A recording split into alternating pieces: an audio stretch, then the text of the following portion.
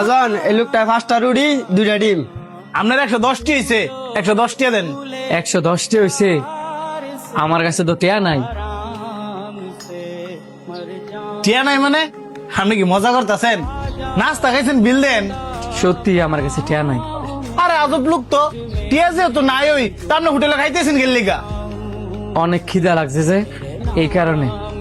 মানলাম আপনার খিদা লাগছে এই কারণে খাইছেন, তো আপনি একটা রুটি খাইছেন তো 5টা রুটি 2টা ডিম। আর আপনার বাপসার দেখে তো বোঝা যাইতেছে না যে আপনার লগে টিয়া নাই। আপনারা হাজার বুঝাইলো আপনি বুঝতেন না। আমি যেহেতু টিয়া ছাড়া খাইয়া লাগছি, এখন আপনি আমার যা করতে কইবেন আমি তা করতেই রাজি। কেমনটা লাগে? আপনি কোনো কিছু করতেই না, আপনি টিয়া দিয়া পরেন তো যান। আমার কাছে নাই, এখন আপনার আমি করতে দিব। মহাজন হ্যাঁ যে তুই টিয়া দিয়ে তো না, হ্যাঁ দিয়ে কাজ করান। থালা বাসন মুড়াই তারবানি। আমি ভাই গ্রামের ফোলা, সব পারি। যাও যাই থালা বাসন মাজোগা। হ্যাঁ হৃদয়, হ্যাঁ কাম গুলো দেয় দে।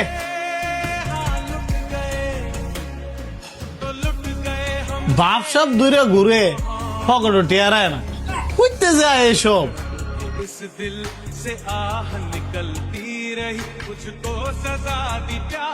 ভাই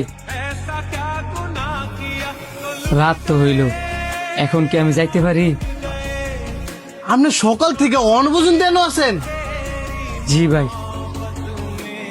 বিনা টাকায় খাইছি, আপনার টাকা পরিশোধ করা লাগতো না? আপনি তো মেয়ে আজব লোক। ঢাকা শহরে কি নতুন?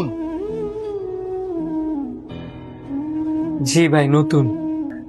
কি একটু খুললে কোন তো। আমি ভাই গরিব ঘরের সন্তান, গ্রাম থেকে শহর আইছিলাম একটা চাকরির কারণে, সাথে করে 2 লাখ টাকাও লইছিলাম। এক দালালের ফাল্লায় ফইরা আমার তেটে নিতে নিতে নিতে নিতে নিতে নিতে আজকে আমার তে একটিও নাই, সব টেহাই খাই নিছি। দেখা তো শিক্ষিত ফুলই মনে হইতেছে, তো দালালের খপ্পরে বললেন কেমনে? ওই যে শহরের হাওয়াও যে বুঝি নাই, যাই পারছি হ্যাঁ ঠকাই দিছি। অনেক পড়াশোনা করলেন এই শহরের মধ্যে আইসা আর অনেক কিছু শিখতে পারলাম। পানি খেতে গেলে টিয়া লাগে, কথা কইতে গেলে টিয়া লাগে, প্রস্রাব করতে গেলেও টিয়া লাগে।